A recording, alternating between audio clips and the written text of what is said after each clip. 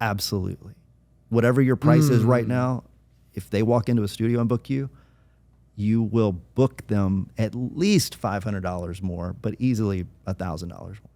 Hey everybody, welcome back to Shoot the Veil. We're so excited you're here. We are growing ridiculously good wedding businesses. We're creating, we're connecting, we're growing. And this is a part of where we discuss some of the deep issues of how do you do that. In the last couple of podcasts, we're doing a 3-part series. In the last couple of them, we talked about outsourcing. How do you grow? Because it's busy time and we're feeling the pressure of all the weddings we have going. How do you grow? How do you sustain a business? And we talked about outsourcing. So VA was the first one, a virtual assistant. They can handle inbound stuff, correspondence, scheduling. You look at your phone and, oh, wow, I got a meeting this week. You set up all the processes, all the ways that you would want them to respond, and then they just handle it, contracts, everything. So that was cool. That saves you a lot of time. It makes you look very proactive and legit. And then second, we talked about outsourcing editing and the philosophy of that. That was kind of a big deal. We talked there because everybody knows how to do it or kind of that it exists, but a lot of people have a hurdle of, do I want to do that as a business? Do I want to do that business, and when do I do it as a business, right? Yeah, at what point does that make sense? So if you're just starting out, obviously you want to handle all the pieces for 2 reasons. One, you don't have the money to just be paying other people. Number 2, you actually need to perfect how you want it done. Right. So don't outsource till you know how you want to do it. Right. Because then you're just be getting what they want. Right. And that actually isn't your brand. So that is, we didn't say that in the last one. That's important. You have to know actually what you do what's your style and kind of own that. And then you can train a VA or a virtual, whatever. A virtual assistant or AI or editing, anything like that. Right. So know your foundation as a photographer, realize, okay, this is my brand now. Yeah. Let's duplicate this and let's save me, 25, 30 hours a week on the little nitty gritty stuff over here. Yeah. So that was cool. Now we're going to talk about like a maybe advanced level. But I think some of you could quickly get here. And if you're not already here, and if you do, how does it grow? And that is, when do I actually hire people? When do I on actually staff, hire? making a W-2 at the end of the year, like they work for you.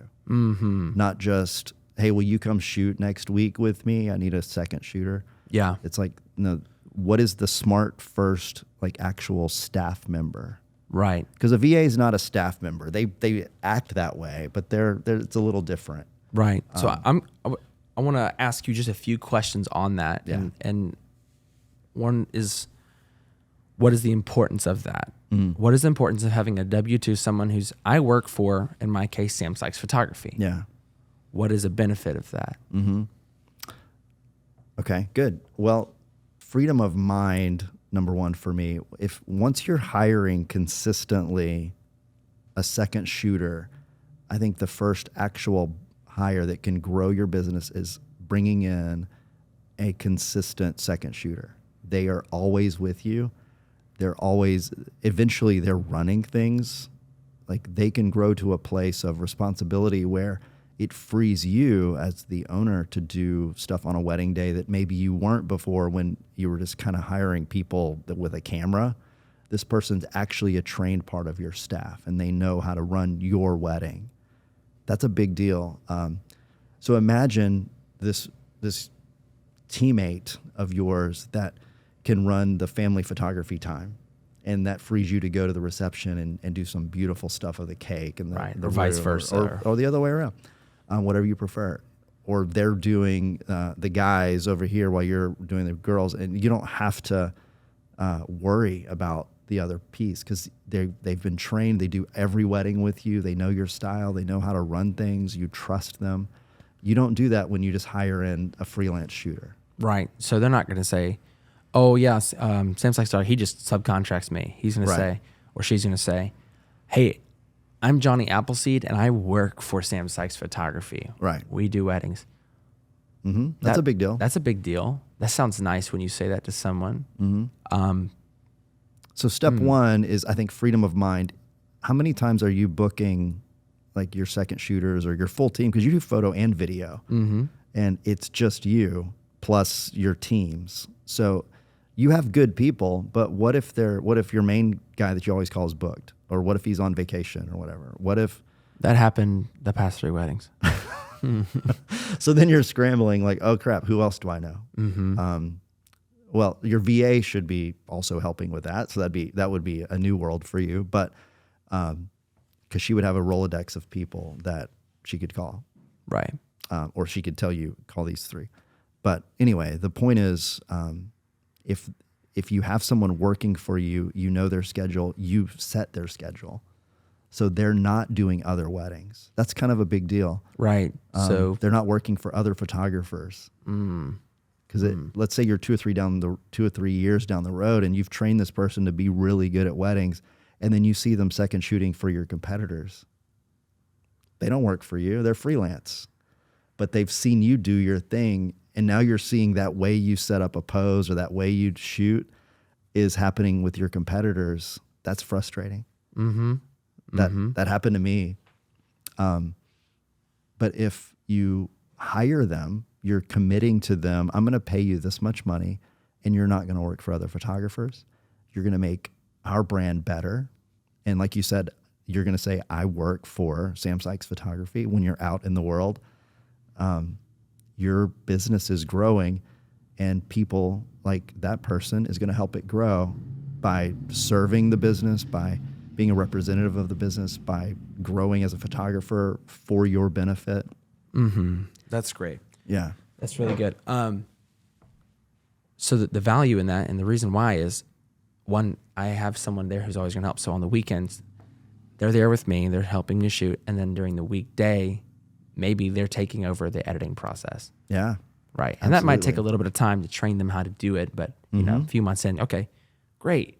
Now you're going to fine tune these images. You're going to do this. You're going to fine tune the videos. Great. Yeah. So this, like you said, this is a little more advanced. That piece is how you let them leave their other job. Yeah, right. Like when you feel like you could give them editing and enough to do during the week that you could actually pay a decent salary relative to, say, and this is important, relative to, say, like a waiting job or like a barista at Starbucks or something. Right. Because most of the people that I hired early on, that was the situation. They were coming from, they're out of college or they're in their early 20s. They're working that barista job, and they would much rather have this. Their barista job is a means to an end. Yeah. Okay. Yeah. They're doing their thing. That's not their passion, but it's a great little job and it has benefits. Yeah. So step one to that, this isn't like the exact way to do it, but the way I did it was hiring Starbucks people at 21 hours, they still get benefits. So I was like, hey bro, keep your job, do the morning shift. Just tell them you're always off on Saturdays, and you're going to be off on the afternoons. Or when you're off on the afternoons, you're going to work for me. So it was a great way for them to have benefits. And now they really like 3x'd their monthly intake of income. Okay. And they kept their Starbucks job. And then we grew to a point where, hey, I think you should quit your Starbucks job. Right. But that was an easy sort of baby step to hiring somebody full-time and giving them benefits. Right. So start them off with, here's an extra 20 hours a week. Here's an extra however much money that is, whatever their hourly rate is. And then from there, you really, you're, let's say is the word recuperating? Is the word recuperating? So, Yeah. you go out, you start spending some money on this person, you start recuperating your, whatever it is, and you realize, okay, we're at another point to grow again. We're at another point to grow. Yeah. This person's really been helpful. Let's move them to full-time. Yeah. So now they are right there for you the whole time. And that's a step that it really depends on them, Okay. Whether they want to grow in that level or if they're happy where they are. But think about the math. So if they're working 20 hours during the week and then let's say another 10 on the wedding day, 'cause that would be like a long wedding day. I always paid salaries. Okay. Like I never did, would you turn in, a Post-it note with all your hours for the week? That gets annoying, and it gets sort of like you're training them to be very conscious of every minute. I hate that. Yeah, we all, and nobody wants to live that way. Everybody wants to be valued, compensated, and set free. And so when you say, I'm going to give you a salary based on this. And so I'm going to give you 20 hours of work roughly during the week and another 10. So that's 30 hours. Let's say you were $20 an hour, because that's more than you're making at Starbucks. Maybe, I don't even know these days. But let's say $20 an hour. That's $600 a week. It's $2,400 a month. Extra on top of doing Starbucks. Yeah. So that's a great deal for somebody that age. They come in making $2,400, and you have someone consistently for your weddings. I would say if you have more than 10 weddings a year, it makes sense to have somebody consistent that you don't have to stress out. More than 10 weddings a year. Okay. Like just a rough number, but the value of that, you're going to be paying somebody $300 to come help second shoot for you, $200 or $300 to be your second shooter. So that's already built into their salary, right? So when you have consistent weddings, maybe 15, 20 weddings, it's a no-brainer. At 10, you should start thinking about it. But if you're doing 20 weddings a year. So what if we took away how many weddings we're doing? What if we brought in like a salary? So I mean, an income for a business. So once you hit, because you could be doing $10,000 weddings, or you could be doing $25,000 weddings. Yeah. Should we start saying when you hit 6 figures of business income? Yeah. That's when you do this, or that's an easy. You saying one. like 60, 80? What do you think? Well, once you hit 6 figures, you're doing plenty that you could spare $25,000. Okay. Because that's going to free you. Because you are already paying for a second shooter. Mm-hmm. If you're doing a $10,000 wedding, you've got to have a really good second shooter. They need to be another professional photographer. They don't need to be a guy with a camera. Yeah. If you're on that level. When I was doing $10,000 weddings consistently, it was you get 2 leads and an assistant. The leads and the way I would sell it is a lead can handle the wedding. And so now you have 2 people doing that. And I'm going to be set free to go climb up in a tree and get a weird perspective, or climb up on a balcony and get a shot, or go set up a shot with a light. Releasing you to be the artist that you are. Oh, it was so much fun. Okay. And I'm like, these pictures you see on my wall when we're sitting in a meeting to book, these pictures you see, the amazing shots, it's because I was freed to go do that. You don't get that when you just hire a single lead photographer. Okay. Yeah. Anyway, so when you get to that level where you're getting 10 grand for a wedding, you've got to be on a different level. Okay. And so you 100% have a second full-time staff person. Great. So basically, just a rule of thumb. Yeah. You have your first 6-figure booking year. Mm-hmm. Is that time when you should start thinking, okay, you know what? Yeah, 100%. Okay. I would say 100%, because that's pretty easy. You can't keep growing if you don't. Right. You're going to hit a max out point. Yeah. Mm-hmm. And the sooner you get that, the sooner you're going to realize, how did I not do this sooner? Like, really, once you have a second person that loves your business and is helping grow it, it's so much fun. So it is something that, you take a leap of faith out on. Mm-hmm. But once you're to that next set of stairs and you look back like, oh, good. Yeah. Okay. Yeah. It won't be a mistake to hire a full-time second person. And when I say full-time, the baby step is keep your Starbucks job or keep your whatever job. Just be free on Saturdays and give me about 20 hours a week. Mm-hmm. Easy. Great. That's super easy. The big jump is when quit all your other jobs. I'm going to pay for your insurance. I'm going to pay for your full salary. And I feel the weight of this. I'm going to support your family. Like, you're going to get married. You're going to have kids. And I'm promising you a future that makes sense. That's a lot of pressure. So that's a different equation, and we can dig into that. Right. But what I'm talking about is a full-time second shooter plus help during the week. Exclusive. Yeah, exclusive to your to business. You. Yeah. Okay, so they're basically signing a non-compete. Yeah. You don't work for yeah. this other company. Yeah. I mean, you're another photographer. You are really... I'd say, and on baby step 1, they don't work for other photographers. Yeah. But they can do their own thing. Yeah. On step 2, where they're full-time, they don't even do their own thing. Okay. That's a big deal. Like, you're asking them to commit to you because you're committing fully to them. So I think you can do that with a good conscience.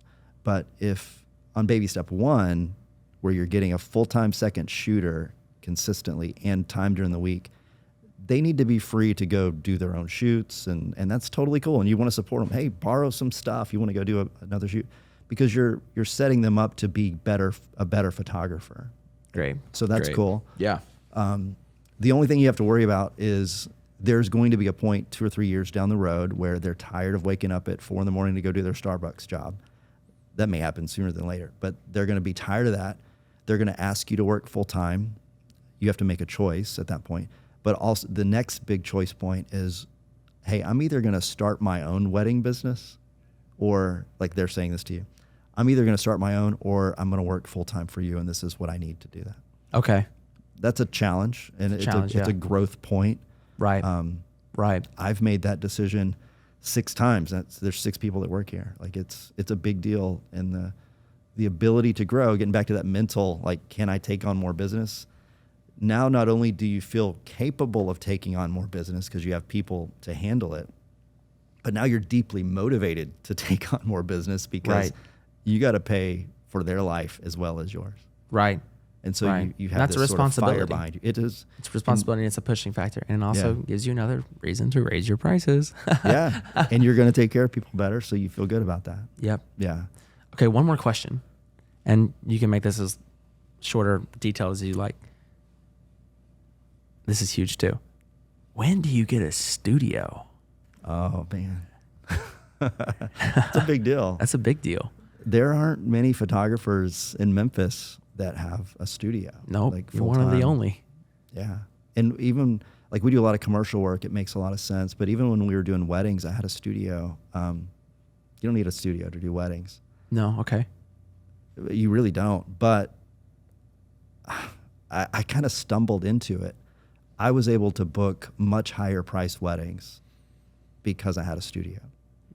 Okay. So there is some math that goes into, if I'm consistently charging $3,500, could I charge $65 if they came into a studio? And so, okay, cool. Or even could I charge $1,000 more on 20 weddings?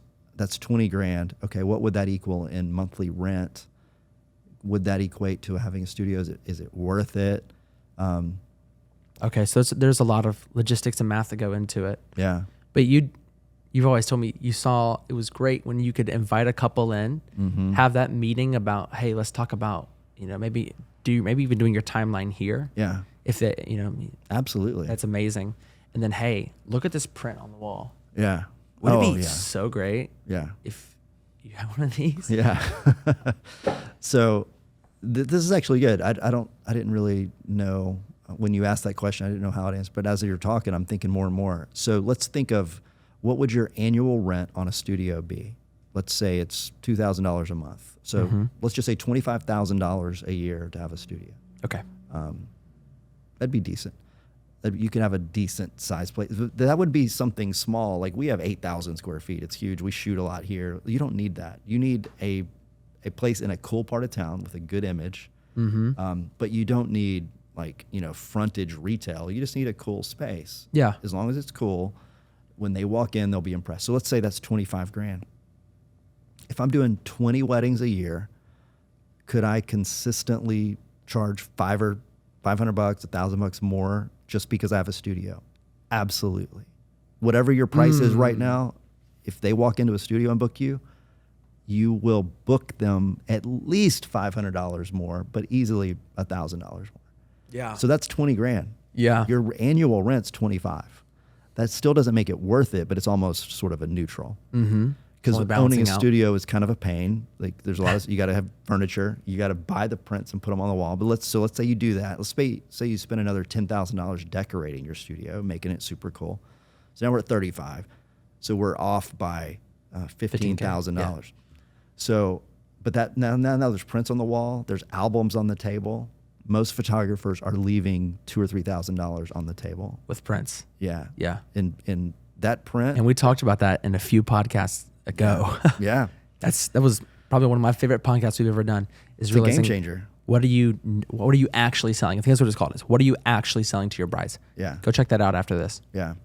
So thinking about their dream, they're dreaming about the wedding, but you're really turning their mind toward, after the wedding, what am I going to actually have? Yeah. Is it digital on a website? Or would it be on a table that I can unpack and look at 20 years from now? My kids can look at, my grandchildren can see how cool we were when we were in our 20s. And is there a print on your wall or a collection, a collage of prints on your wall that every time someone comes over, they're like, oh my gosh, your wedding was amazing. Yeah. That feeling is what you're selling when you sell them prints and sell them an album. Mm-hmm. It's part of the service. Yeah. Wow. Okay. So that's great. So you basically, we're off by 15K. We're doing 20 weddings a year. Yeah. All right. So we're 15K away from the $35,000 budget. Yeah. Yeah. Because we added $500 or $1,000 to our wedding. Right. But now they come in and they see your prints, and let's just say average, each person buys $1,000 of prints. Easy. So there's you just made 20 grand. And I know you were doing a lot more than that. And the album alone, you're going to make $1,500.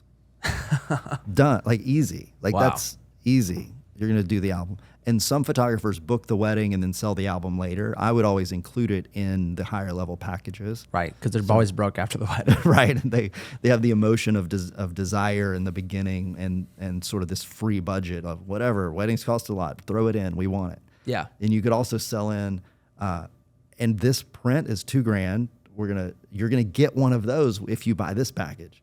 It's all built in, so you just made another $3,500 selling an album and a print. And it's not a print; it's a beautiful framed art piece that's gonna hang on their wall. Right.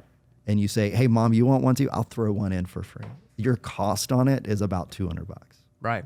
For frame and print, and you're only going to sell as big as you have on your wall. So you've got to have the big 60 by 40. You've got to have the big, like giant prints, beautiful frame hanging up.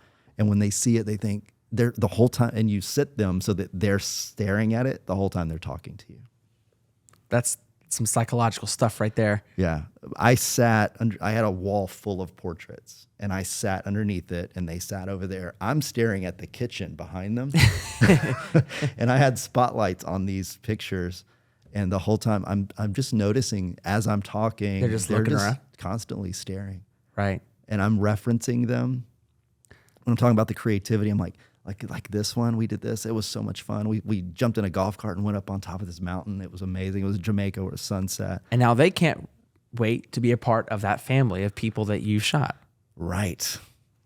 Yeah. That's all they're thinking about is those prints that are going to hang on their wall. And so that $3,000 wedding is now a $6,500 wedding because they're getting an album and they've pre-bought the print. Okay, so now you're way in the positive for your studio, and now you have a space, and now you can have your editors, and you're going to book more of them, right? Because you also have road signage, and people are and when you go to a place versus if they come to my place and they sit down and they have a drink and they're enjoying it, it's relaxed, the music is cool, they're in a fun place. You have some wine, some coffee, whatever, and then they go and the other guy they're talking to is on the phone and meets them at Starbucks. Who do you think they trust? Absolutely no brainer. No brainer. No brainer. The wedding planners can bring their brides to you. Mm-hmm. They feel like they're bringing their brides to the elite because we're the only one in town with a studio. So the wedding planners that are the elite wedding planners, we're one of the stops. So they go to the rental place with the bride. They go to they usually don't go to the food tasting, but they'll definitely go to the rental place. We're talking about, do you want this lounge set? Do you want this leather? What colors do you want? They do all that. There aren't a lot of places that the wedding planners go with the bride. Right. They go to the venue, they or maybe a few venues, and they go to the rental house. But they would always come to me. Oh, so you would have the couple and the wedding planner in here? Yeah. Booked? Absolutely. Because the wedding planners loved it. Yeah. They feel cared for. Yeah. And they're actually really representing their brand well too by having you. Right. It's a win-win-win-win. Yeah. Exactly. Wow, so that's so great. And that's just, barely scratching the surface of it. Yeah. And I think there's a lot more we can talk about that within the community page. So going off of this, I hope you learned something from today's episode. If you have any more questions, message us in the community. We'll talk to you about it. Yeah. That's why we built Shoot the Veil. We're giving you all the secrets. And for those of you who are new to watching, join Shoot the Veil. It's on the App Store. Go to Instagram, follow us there. We are just happy to talk to you. And I mean that. I will message you immediately. We want to hear some podcast ideas that you have. upload some poses, grow your name within the community, ask questions, and have a fun time. This should be fun. This is fun. Yeah. Awesome, y'all. Thank you. Well, Donny, thanks for sharing that wisdom with us. Yeah. And I'm excited to see how we can all take that home and also kind of give us this is where we're going to go point. Yeah, that's right. You got to have that vision. You got to have the vision. Yeah. That's awesome. All right. God bless you guys. See you next time.